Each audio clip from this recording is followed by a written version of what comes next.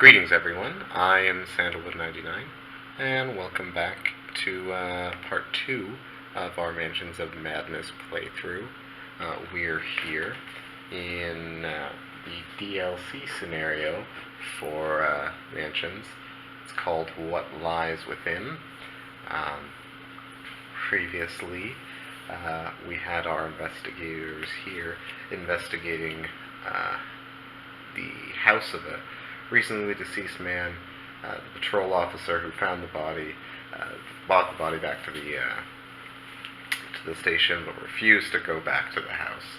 And so we were brought in here to figure out why. Joe Diamond has been chasing this cat, and he's up first. He's going to try to catch this cat. Again, the two options are catch or befriend. So this is an agility test -1, same as before. Alright, Joe has 4 dice. Okay, that's 1. Potentially 2 if we spend the clue. I like to use the clue for Joe because only when he has the 2 in investigation, because that's how his clues are super efficient that way. But I really want to catch this cat, although truthfully I don't think 2 will be enough anyways. But I'm going to spend it. I'm going to tell the app I got 2 successes. So again, the cat hisses angrily, and we have to suffer 1 face-down damage from his claws. It is agility to negate. Just full agility. I'll take one of my homemade dice that's sitting here.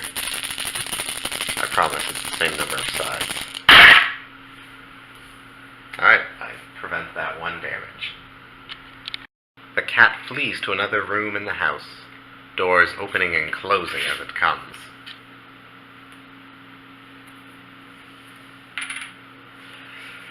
So, now Joe Diamond has another action, and isn't super pleased with that. So I guess he'll head over here. I was kind of hoping that maybe I could head over there, and then next turn be opening up this door and taking a look in here. But this medical textbook is kind of good. But I also don't like taking a long time. Ah well.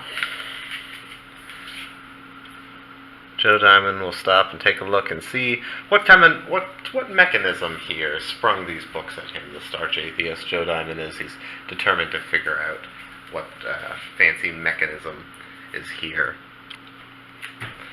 Meanwhile, Sister Mary here, who is now firmly held in her belief that she's on a mission from God to stop these devil worshippers, she's going to go ahead and open this door. The side yard has a private sitting area just off the house.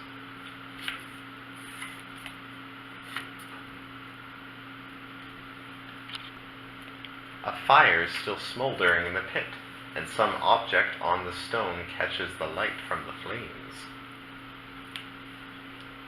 There is an object sticking out of the bottom of a bush.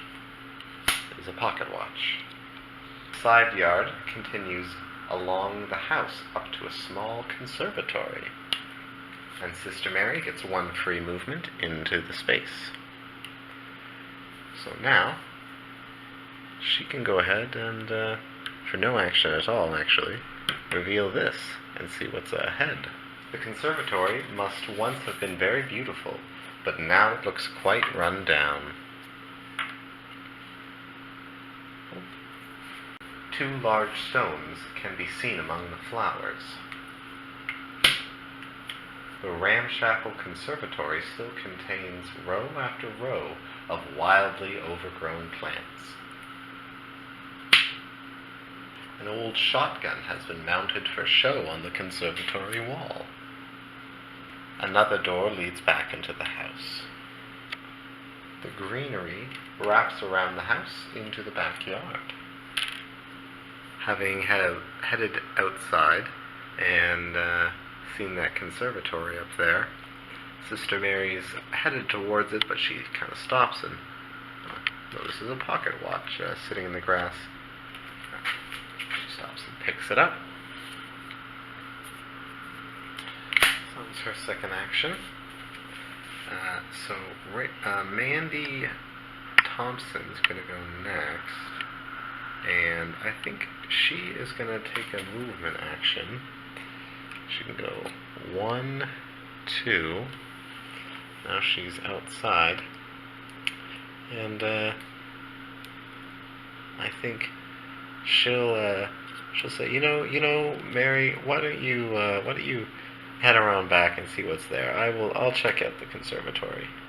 1, 2 with her second action. She gets up there to the conservatory. So all of our investigators have acted, and we tell the app that it is the Mythos phase. The front door of the mansion creaks open, and a robed figure slips inside. "I have come as you commanded," the figure calls out to the presence in the house. "I will stop the meddlers." The balmy air of summer turns suddenly into a chill so cold you can see your breath. The sound of static fills the air, and an old man's voice filters over it. "You are not welcome here." Each investigator suffers one face-down horror with their will negating. Joe Diamond has a will of 3. So that's one face-down horror for Joe.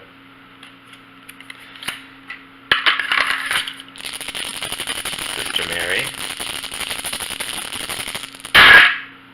Ooh, she also failed. Well, she'll take a face-down horror.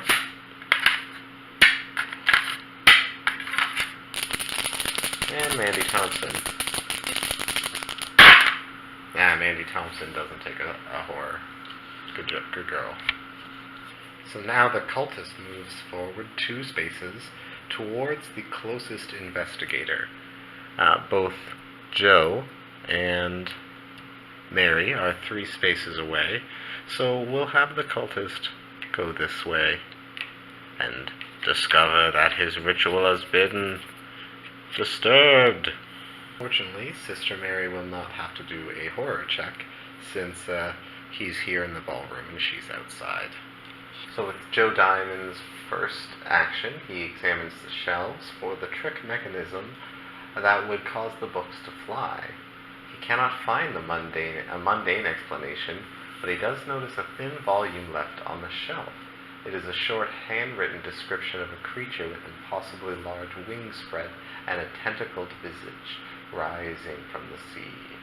Joe Diamond gains 1 clue, and the search token is discarded. Well, with his second action, I considered picking up this medical textbook or going here to open this door, but I think Joe Diamond's going to take his full movement action and head back here in preparation to open this further door. So with Sister Mary's first action, she's going to take a move and go here, and then her second action will be interacting with this door, where she hears a faint whispering coming from. The dining room table still has the plate from this evening's dinner, and the attached kitchen is tidy and neat. The whispering seems to be coming from a china cabinet next to one of the doors. A large jar of cookies has been left on the counter. A meat cleaver has been also left on the counter. The back door is open ajar. The cat sits next to its empty food dish, and Sister Mary gets 1 free movement into the room, and she heads across the dining room toward the whispering she heard. Mandy Thompson is going to investigate here. In the overgrown plants, there appears to be a small box. As she moves towards the box, she attempts to keep her eye on the overgrown foliage, which now creeps ever closer as though it had a mind of its own. She suffers 2 face-down horror, but her observation can negate that. So we'll go ahead and roll that. Mandy Thompson has the best observation. She has observation 5. That's 3, so she completely negates that damage. Inside the box is crumbling correspondence dated over 50 years ago. What little of it you can make out refers to the coming glory and preparations being made in the cellar. The writer also mentions in passing that his or her son is recovering admirably from the loss of his lower arm, and that he will truly understand his sacrifice when he gets older. Mandy gains 2 clue tokens, which, because of her ability, is actually 3. She now has a ridiculous amount of clues, so I definitely feel like she should be doing something.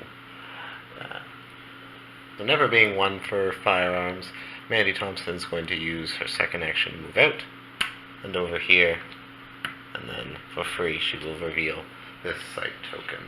The lawn behind the mansion is surprisingly overgrown. A high stone wall shuts out the rest of South Side, and in the middle of the lawn is a tool shed. The root cellar doors are boarded over to excess. Hundreds of nails have been driven into sturdy planks of wood. It looks as if something is written in the wall that closes in the estate's grounds. Something has been dropped in the grass. It is an axe. The door to the tool shed has a rusting lock looped through it.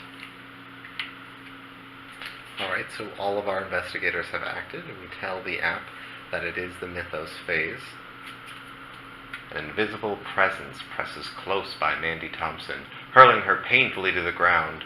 Mandy Thompson suffers 2 face-down damage. Well, that's pretty unfortunate.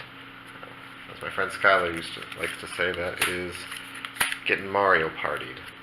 Mandy takes 2 face-down damage. One by one, the lights in the hall blink out.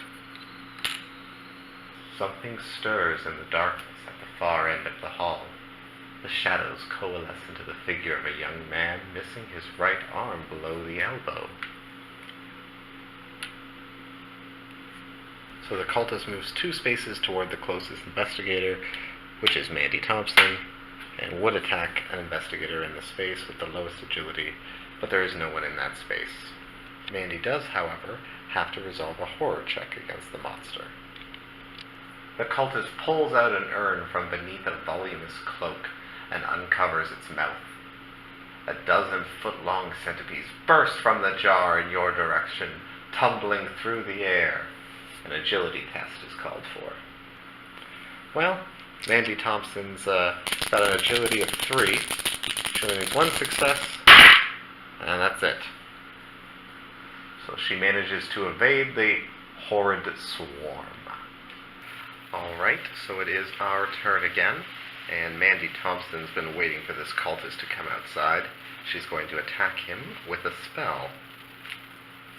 She has the Wither spell. As she calls upon the terrible energies needed to craft her curse, voices in her mind push her to reach for even more power. Lore test. Mandy Thompson has a lore of 4. Woo! 3 successes. She cackles gleefully as otherworldly energy erupts from her hands, and the monster suffers damage equal to her test result, which is 1, 2, 3, with an extra clue.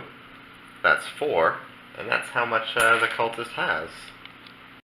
For a moment, Mandy sees herself in the face of her victim. She suffers 1 face-down horror. That's the additional effect from her spell.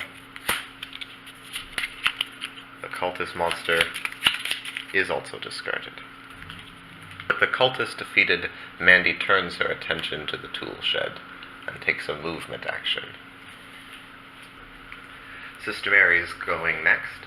She came into this room following the whispering, so she's going to interact with this search token here, the whispering cabinet. I'm given 2 options. I can open the cabinet door or listen. and so I'm going to listen. The intensity of the whispering increases, the faint sound growing stronger, more rapid until you can finally make out the words. The voice is saying, "Joe Diamond," over and over. Suffer 1 face-down horror, then gain 1 clue. Now, that's interesting. She can spend her second action opening the cabinet, or she can ignore the whispering and perhaps interact with that cat. I definitely want to, because that cat has the key I think I'm going to need. I don't remember there being anything that useful inside the cabinet. So I think I'll ignore the whispering for now. And we're going to try to befriend the cat. Sister Mary attempts to approach the cat without alarming it, holding out her hand for it to sniff. It's an influence test. Sister Mary has an influence of 3. 2 successes, so we'll tell the app we got 2 successes. The cat seems to begrudgingly accept your presence, but eventually it grows disinterested in your attention and wanders off. The cat lays in a shaft of moonlight from one of the ballroom windows. Alright, Joe Diamond's up here with this ghost and this door. So I was considering talking to the ghost or opening the door, but actually I'm not going to do either of those things. 1, 2, 3, 4, 2 movement actions. Joe Diamond's going in here after this cat. This cat's got the key, and we're going to need that. So that's all of our investigators. So we'll go ahead and tell the app that it is the Mythos space. A foreign presence makes itself known to you by yanking your chin around painfully. So the Mythos event affects the player with the most items, which is Sister Mary. Her invisible enemy grabs at her equipment and collected gear, scratching and tearing at her flesh in the process. She suffers 3 face-down damage with strength +1 negating. For each damage suffered, she'll have to drop 1 random item. Sister Mary has a strength of 3, +1 is 4.